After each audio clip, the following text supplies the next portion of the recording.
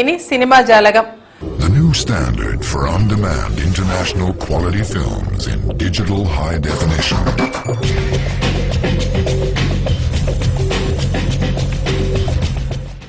മലയാള സിനിമയ്ക്ക് ഒട്ടേറെ സംഭാവനകൾ നൽകിയ നഗരമാണ് കോഴിക്കോട്. കഥാകൃത്തുക്കൾ, സംവിധായകർ, ഗാനരചയിതാക്കൾ, സംഗീത സംവിധായകർ, അഭിനേതാക്കൾ തുടങ്ങി വിവിധ മേഖലകളിൽ പ്രാഗൽഭ്യം തെളിയിച്ച കോഴിക്കോട്ടുകാർ നിരവധിയാണ്. മൺമറഞ്ഞുപോയ അവരിൽ ഒരാളെക്കുറിച്ചാണ് സിനിമാ ജാലകത്തിൽ ഇനി.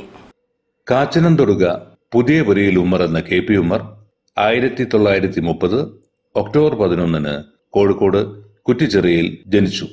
തന്റേതായ ശൈലിയിൽ മികവുറ്റ ഒട്ടേറെ അനശ്വര കഥാപാത്രങ്ങൾക്ക് ജീവൻ നൽകിയ KP ഉമ്മർ നെഗറ്റീവ് റോളുകളിലാണ് ഏറെ തിളങ്ങിയത്. മലയാളി മനസ്സിനെ കീഴടക്കിയ ഈ സുന്ദരവില്ലൻ നാടകരംഗത്ത് തന്റെ പാദമുദ്ര പതിപ്പിച്ചതിനു ശേഷമാണ് സിനിമാ രംഗത്തേക്ക് കടന്നുവരുന്നത്. സത്യൻ, പ്രേംനസീർ, ജയൻ തുടങ്ങി മമ്മൂട്ടി, മോഹൻലാൽ തുടങ്ങിയ പ്രഗത്ഭന്മാരോടൊത്ത് അഭിനയിച്ചു.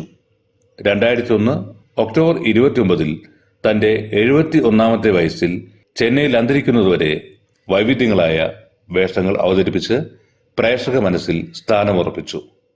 വളരെയേറെ സുപരിചിതമല്ലോ ഡയലോഗുണ്ട്. മിമിക്രി ആർട്ടിസ്റ്റുകളൊക്കെ അവരെ വേദികളിൽ ഉമ്മർ സാറിനെ അനുകരിക്കുമ്പോൾ തീർച്ചയായിട്ടും ഈ ഒരു ഡയലോഗ് അവർ പറയാറുണ്ട്. ശോഭെ, ഞാനൊരു വികാര ജീവിയാണ് മകൾ. 1983 പുറത്തിറങ്ങിയ ബാലചന്ദ്ര മേനോന്റെ കാര്യം നിസ്സാരം എന്ന ചിത്രത്തിലെ അവറാച്ചൻ എന്ന കഥാപാത്രം, 1988 പുറത്തിറങ്ങിയ ഓർക്കാപ്പുറത്ത് എന്ന കമൽ ചിത്രത്തിലെ ചാച്ച, 1994 പുറത്തിറങ്ങിയ പ്രിയദർശന്റെ മിന്നാരത്തിലെ ചാക്കോച്ചൻ തുടങ്ങിയ കഥാപാത്രങ്ങൾ KP ഉമ്മർ അവിസ്മരണീയമാക്കി. രാരിച്ചൻ എന്ന പൗരനിലൂടെ സിനിമയിലെത്തിയ KP ഉമ്മറിന്റെ അവസാന ചിത്രം 1998 പുറത്തിറങ്ങിയ കല്ലുകൊണ്ടൊരു പെണ്ണാണ്. സഹനടനുള്ള കേരള സ്റ്റേറ്റ് അവാർഡ് ഉൾപ്പെടെ ഒട്ടേറെ അവാർഡുകളും അംഗീകാരങ്ങളും KP ഉമ്മറിന് ലഭിക്കുകയുണ്ടായി. News bureau, Kozhikode. പ്രധാന വാർത്തകൾ ഒരിക്കൽ കൂടി.